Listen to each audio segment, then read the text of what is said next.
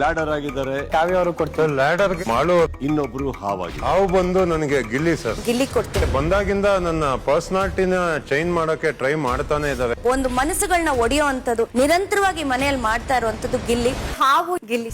ನನ್ನ ಕಾವು ಅಂತ ರೇಗ್ಸೋದಾಗಿರ್ಲಿ, ಬೇರೆಯವ್ರ ಕಣ್ಣಿಗೆ ಬೇರೆ ತರ ಕಾಣಿಸ್ತಾ ಇದೆ ಅಥವಾ ನನ್ಗೆ ಹರ್ಟ್ ಆಗ್ತಾ ಇದೆ ಅಂತ ಹೇಳಿದಾಗ ಅರ್ಥ ಮಾಡ್ಕೊಂಡು ಸ್ಟಾಪ್ ಮಾಡ್ತಾನೆ ಅಂತ ಎಕ್ಸ್ಪೆಕ್ಟ್ ಮಾಡಿದ್ದೆ. ಸಮಸ್ತ ಬಿಗ್ ಬಾಸ್ ಅಭಿಮಾನಿಗಳಿಗೆ ನಮಸ್ಕಾರಗಳು. ಹಾಗೆಯೇ ಮೊದಲನೇ ಪ್ರೋಮೋನ ಹಾಕಿದ್ದೆ, ಎರಡನೇ ಪ್ರೋಮೋ ಇವತ್ತಿಂದು ಏನಪ್ಪ ಅಂದರೆ ಅದು ಕೂಡ ಗಿಲ್ಲಿ ಬಗ್ಗೆನೇ.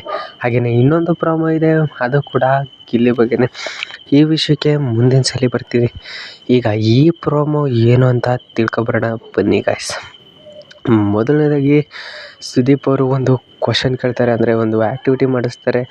ನಿಮ್ಮ ದಾರಿಗೆ ಏಣಿ ಹಾಕ್ತಿರೋದ್ಯಾರು, ಹಾಗೆಯೇ ನಿಮ್ಮ ದಾರಿಗೆ ಹಾವು ಹಾಕ್ತಿರೋದ್ಯಾರು. ಏಣಿ ಅಂದರೆ ಮುಂದೆ ಹೋಗೋಕ್ಕೆ ನಿಮಗೆ ಎಲ್ಪ್ ಮಾಡ್ತಿರೋದ್ಯಾರು, ಹಾಗೆಯೇ ನಿಮ್ಮ ಆಟನ ಕಟ್ಟಿಡ್ತಿರೋದು ಅಂದರೆ ನಿಮಗೆ ಅಡಚಣೆ ಉಂಟು ಮಾಡ್ತಾ ಇರೋದು ಯಾರು ಅನ್ನೋ ಥರ ಹಾವು ಏಣಿ ಆಟದ ಥರ ಒಂದು ಕ್ವಶನ್ನ ಕೇಳ್ತಾರೆ. ಅದರಲ್ಲಿ ಹೆಚ್ಚು ಜನ, ನೀವೇ ಪ್ರೋಮೋ ನೋಡ್ತಿರಂಗೆ ಹೆಚ್ಚು ಜನ ಗಿಲ್ಲಿಗೆ ಹಾವನ್ನ ಕೊಡ್ತಾರೆ.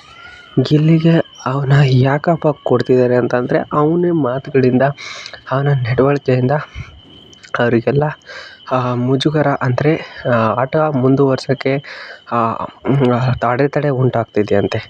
ಹಾಗೆಯೇ ಕಾವ್ಯ ಕೂಡ ಕೊಡ್ತಾರೆ ಗುರು. ಹಾಗೆಯೇ ಮತ್ತು ಇವರು ರಘು ಕೂಡ ಗಿಲ್ಲಿಗೆ ಕೊಡ್ತಾರೆ. ಇವರು ಎಲ್ಲ ಕೊಡ್ತಾ ಇರೋದು ನೋಡಿದ್ರೆ ಗಿಲ್ಲಿನ ಕುಗ್ಗಿಸ್ತಿದ್ದಾರೆ ಎಲ್ಲ ಒಂದು ಕಡೆ ಅಂತ ಅನ್ನಿಸ್ತಿದೆ. ಆದರೂ ಕೂಡ ಗಿಲ್ಲಿ ಕುಗ್ಗಲ್ಲ. ಹಾಕೋ 3 ಪ್ರೋಮೋನು, ಅಂದರೆ ಬಿಗ್ ಬಾಸ್ನಲ್ಲಿ ಹಾಕೋ 3 ಪ್ರೋಮೋನು ಗಿಲ್ಲಿದೇ ಆಗಿರೋದ್ರಿಂದ ಅದರಲ್ಲೇ ತಿಳ್ಕೊಳ್ಳಿ ಗಾಯ್ಸ್ ಗಿಲ್ಲಿ ಲೆವೆಲ್ ಯಾವ ಥರ ಇದೆ ಅಂತ. ಹಾಕೋ 3 ಪ್ರೋಮೋ ಕೂಡ ಗಿಲ್ಲಿದೆ. ಹಾಗೆಯೇ ಈ ಒನ್ ಮ್ಯಾನ್ ಶೋ ಥರ ಈ ಶೋನ ನಡೆಸ್ಕೊತಿರೋದು ಕೂಡ ಗಿಲ್ಲಿದೆ. ಇದರಲ್ಲೇ ಗೊತ್ತಾಗುತ್ತೆ ನಿಮಗೆ ಎಷ್ಟು ಗಿಲ್ಲಿಗೆ ತಾಕತ್ತಿದೆ ಅಂತ. ಹಾಗೆಯೇ ನೆಕ್ಸ್ಟ್ ಪ್ರೋಮೋ ಸದ್ಯದಲ್ಲೇ ಅಪ್ಲೋಡ್ ಮಾಡ್ತೀನಿ. ಬಾಯ್.